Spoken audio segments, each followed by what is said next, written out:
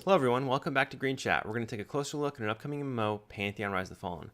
My name is Cleeze, and let's get started.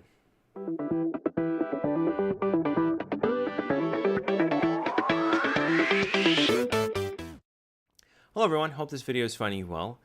Before we begin, I wanted to mention last video I was saying, hey, send me some messages, or private messages on YouTube for any of your questions and stuff like that. I'm going to redact that statement because a lot of you were like, this is so stupid. I kind of agree. Now that you guys kind of brought that up to me. So it's nice to have your guys' comments in the videos, transparency, stuff like that, so you guys can see what I'm getting. And then also allows other people to interact with your comments and kind of allows the questions or concerns or anything in general to grow instead of just sitting in my inbox doing nothing besides me responding to it. And then, so any questions you have for me, definitely leave in the comments below. You can also send me a private message, but no longer required, or not required, but I go on and on this, and I could just go to the next thing. So I'm going to. Let's begin. So Harold Finch is saying, I'm hoping the economy is truly player driven. I also hope that when you post an item in the auction house, your listing price will be hidden. What I mean by this is if you post that rusty sword for 500 gold, or whatever the currency is called, platinum, gold, copper, shillings, you as the buyer will only see that there is one rusty sword on the market, but you don't know what it's posted for. So basically, if you're posting something you can't see to play the market, you can see the rusty swords are up there for auction, but you can't see how much they are posted for. You can look at the sell history, the past 10 items, for example, to get a good idea what they've been selling for. Get an idea of where you start the bid. That's one thing that I dislike about current MMOs. If the auction house shows what you've put an item up for, it will introduce more undercutting and devalue an item. If the listing price is hidden for everyone, I feel it helps the economy. The buyer will only see that 5 rusty swords are on the auction house, and the sellers won't know how far to push the undercutting. I hope that makes sense. What do you think the auction house structure will be? I never played EQ, so I have no idea how it was set up there. So Harold Finch, let's crack into this. So this is going to kind of expand a little bit.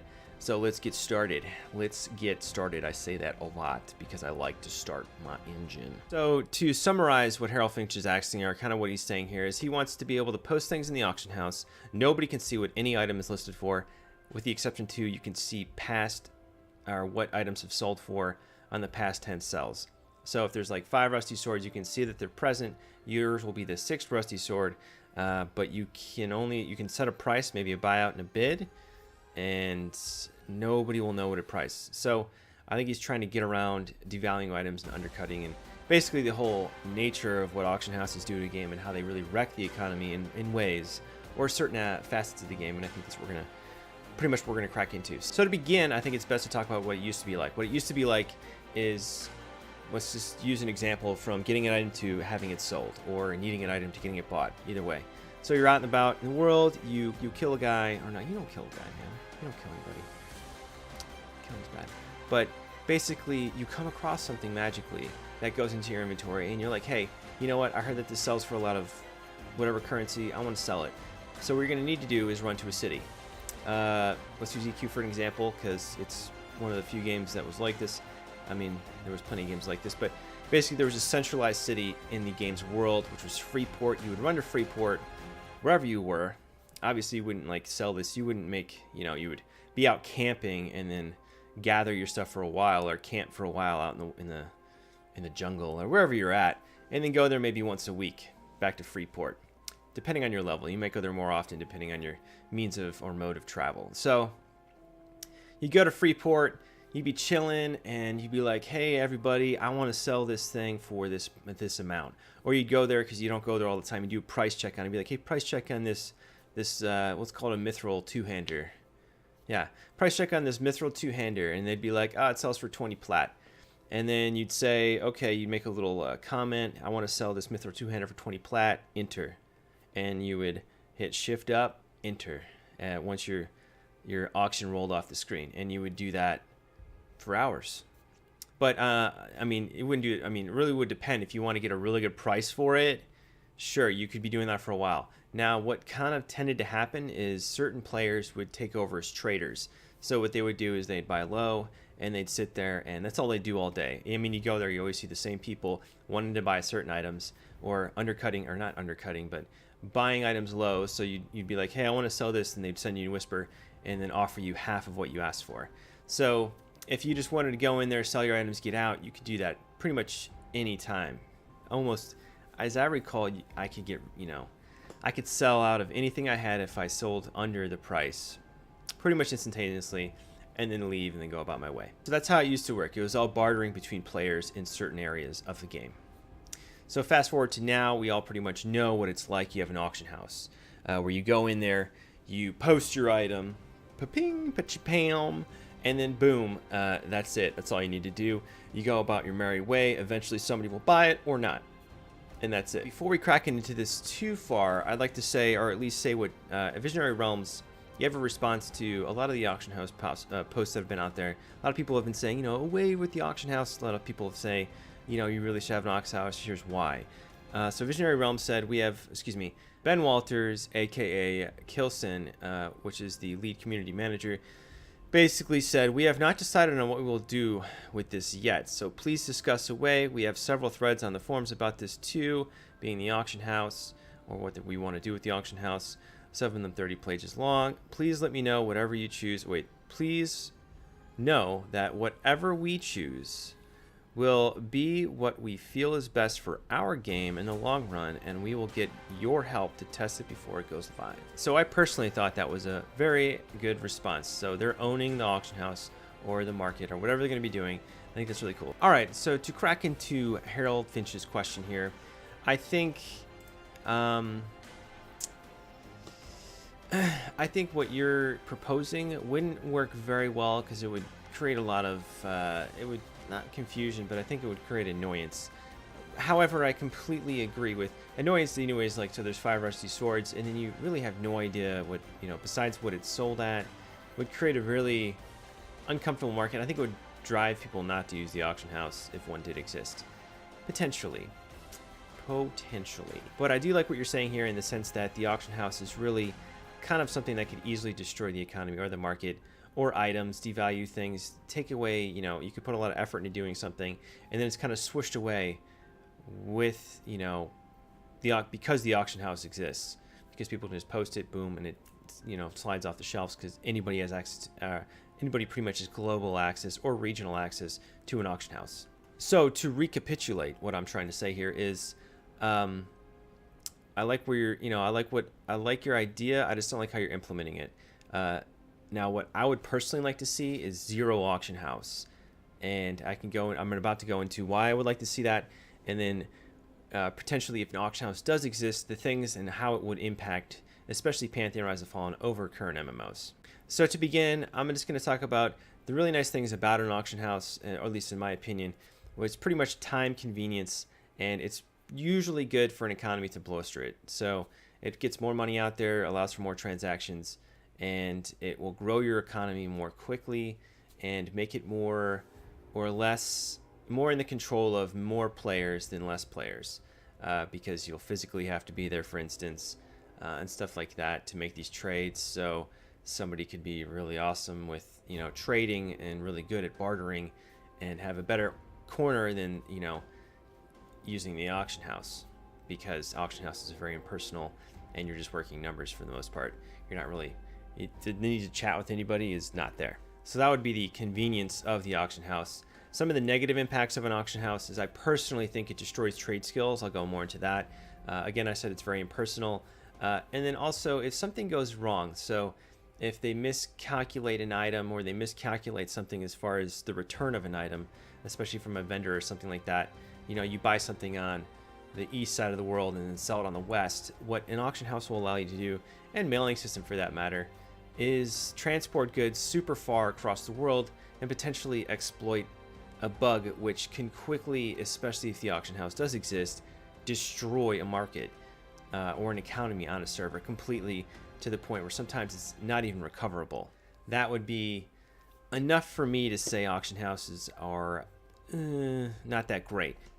And then furthermore, I played EverQuest back in the day, and dealing with the having to run to a specific zone and just chilling out in them, and you kind of just hang out with people is usually what I did, and you kind of chat and you just sell your items, and then you barter with people, and it's really kind of cool. And anytime you wanted to get rid of your stuff or offload your inventory of whatever you wanted to sell was typically pretty easy. Now, a lot of people have been commenting that some of the games like EQ and let's just use EQ because that's just super easy. So there's progression servers and stuff like that that's still out with EQ, where they don't have the auction house. They're back to trading, and a lot of them say like, oh, this sucks, or I used to like it, now I don't, and now that I'm actually experiencing it again. And I would argue that, especially in the progression servers, you're not going to see as many people trying to play the market because they know the servers are going to unlock again, and you're going to progress to the point of bazaar. And there's really not a lot of point. There's more point to hang on to what you have, potentially, than to sit there and barter with people. And then furthermore, it's kind of like on progression servers, you're going to have people that are more focus groups, intentionally playing together, not so many randoms just thrown together and then having to generate like a social atmosphere or community that would need to thrive together to achieve its goals, versus you have a very organized group of people trying to achieve a goal. All right, and finally, the one thing I wanted to bring up was trade skills. So trade skills, how I feel the trade skills are super impacted by an auction house, and that it would completely be alleviated by having just personal trades or a area in the game that's pretty much chosen by its players for trade, would be, so trade skills rely on a gathering and you creating something and having value.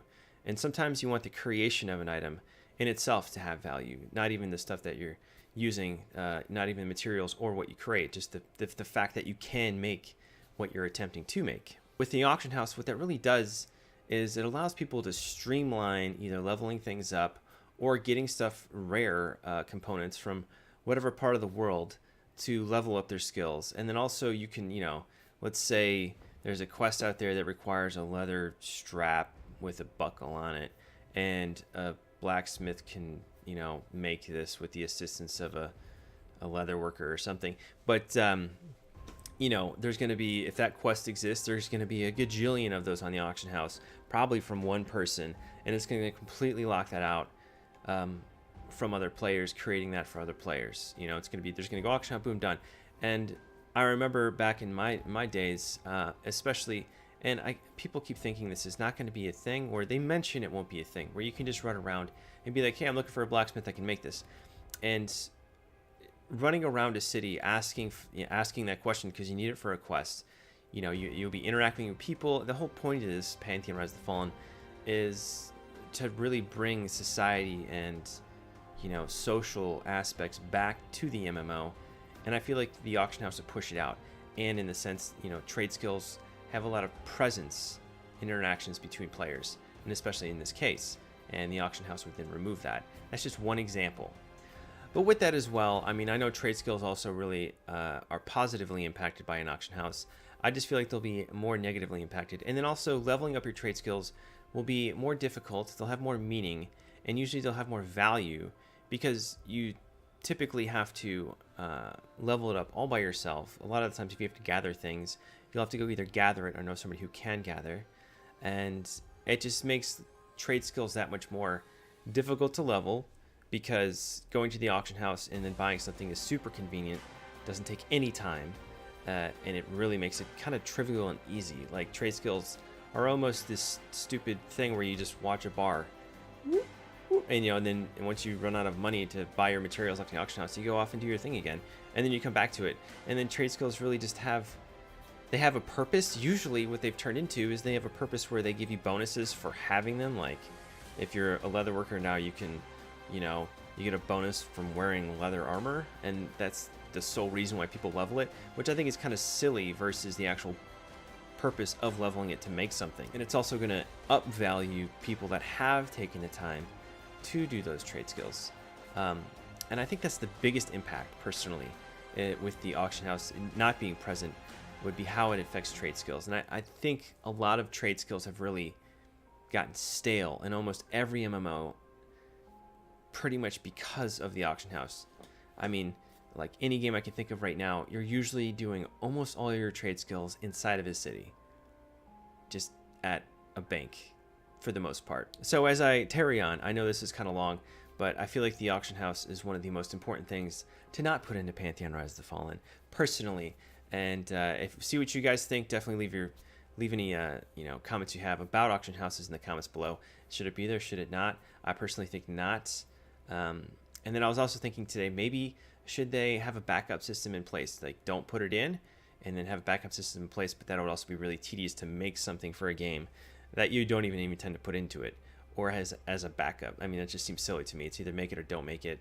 And if it's going really terrible without it, you can easily just put your resources towards that and then make a system later on with a patch or something. So definitely let me know what you think. Harold Finch, I know you haven't played EverQuest, but it was pretty good. But there was no auction house. Eventually, at some point, there was an auction house in EverQuest, just like any other thing. And it really made everything super easy to get. Previously, you'd be running around with a certain sword or a certain item, and you'd be like, whoa, man, that's crazy. Auction house came out, you'd be like, probably got it from auction house, no big deal. So that's something to think about. Harold Finch, thank you for the question, and I hopefully over answered it to death. And again, guys, leave me your comments and questions, or just comments in general that you have about the auction house in the comments below. Let's see what you guys think. I'd like to hear it. Okay, and next up, I wanted to kind of return to something I had spoken on earlier. I feel like I should go into more depth on it. I pretty much just kind of breezed over it and thought it was a terrible idea that it's in the game, but I'm going to give you more of a reason why I think it shouldn't be in the game, or these abilities should be in the game, but the way they're presenting it, I'm not a super fan of, and I'll share that with you now. So the question was posed by Anonymous, which was, has VR said anything about class-defining abilities? It is not a pre-alpha probing question, just in general. Rogue, poison making, lock picking, warrior, defensive, passive abilities, etc. So, just to give you an example, I'm going to read off their website here. This is the cleric. They're calling them iconic abilities. So it's manifest, pillar, shield. High-level clerics can manifest, place, and even carry massive pillar shields. These huge luminous walls of energy form towering, immovable barriers that, for a limited duration, no enemy can pass. But if desired, the cleric can choose to sheath his weapons so that he may carry the pillar shield short distances to a better position before resuming the fight.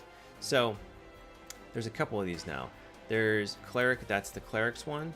The rogue has an ability that's iconic, which is called improvised alchemy, where they can throw some alchemy concoction at the mob and it has some random effect.